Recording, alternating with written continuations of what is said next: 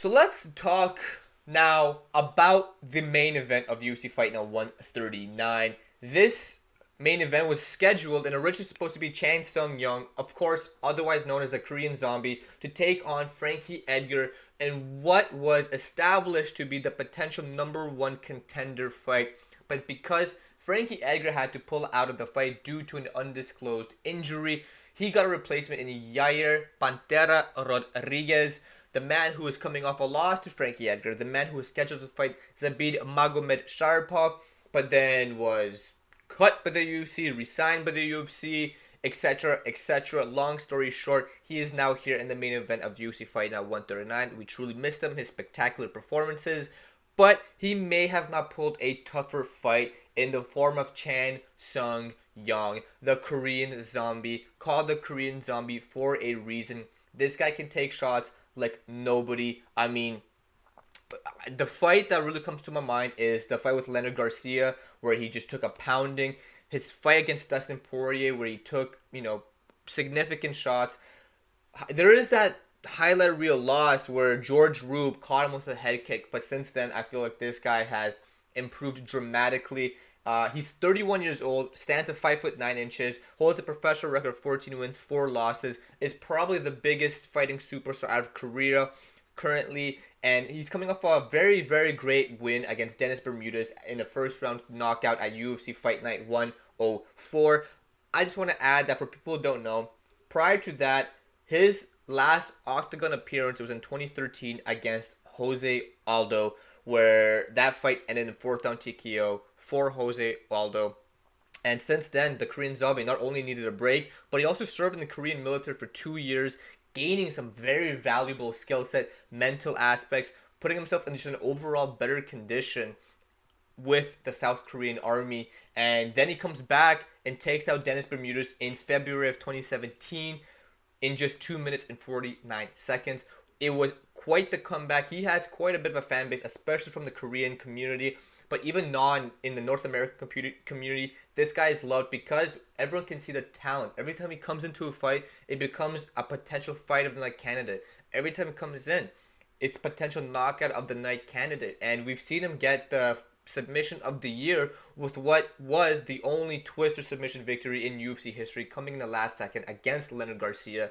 Chan Sung Young is extremely entertaining, but if we talk about entertainment, well, does it really get more entertaining than Yair Pantera Rodriguez, 26-year-old, stands at 5'11", holds a professional record of 10 wins, 2 losses, is a Mexican fighter with a humongous Mexican fan base, and is coming off a loss in 2017, so it's been some time since we've seen Yair, where he lost to Frankie Edgar in the second round. He actually did not stand up for the third round because it was a doctor's stoppage. But prior to that, he was on a tear in the UFC with victories over Dan Hooker, Andre Fili, Alex Caceres, and BJ Penn.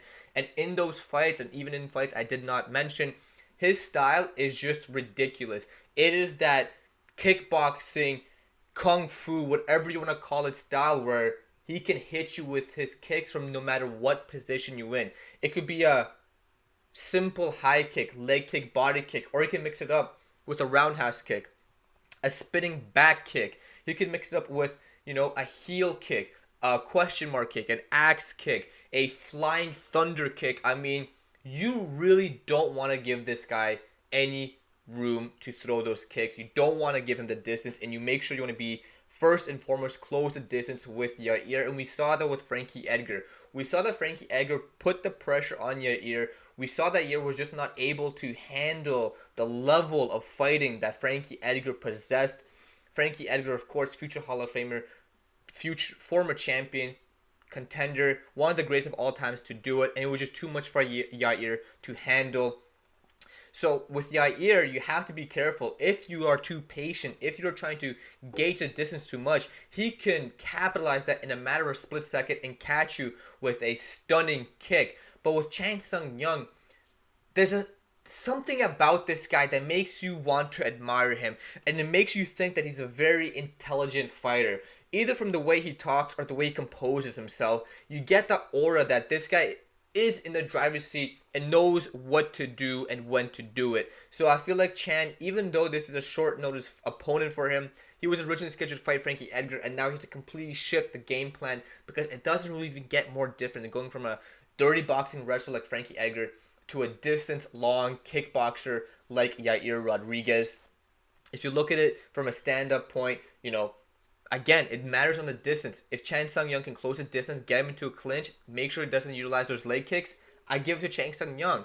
If Yair Rodriguez is calm, cool, collected, and can keep Chang on the outside and land those vicious kicks and can catch him, even with the name like the Korean Zombie, 1, 2, or 3 of those kicks to the head, clean, shin to the chin, you're going to go to sleep. And this fight is extremely difficult for me to call. I know a lot of people are on the Chan Sung Young side because in Yair's last performance, he really did get handled by Frankie Edgar. But that's because a lot of people are not giving Frankie Edgar the respect he deserves. He is one of the greatest of all time. No matter what, Yair was young. He was coming off a loss against BJ Penn. He was high in the totem pole in terms of momentum and just confidence. And after that setback, I feel like he went through a lot of things to prepare himself mentally and as a potential future champion. So because of that, I still have to go with Chan Sung Young. I hope that he's able to get that victory over Yair. I hope that he can finally get his contention title fight against whoever the featherweight champion will be at that time.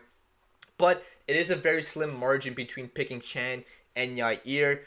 I honestly could go either way. I am curious to see what each camp is going to bring to the table and what the strategy is for each fighter. But let me know who you think is going to win this event. Are you excited for this event? And overall, make sure you like, comment, subscribe if you enjoy the content. Let me know what you think and how we're doing it. And as always, thank you so much for watching.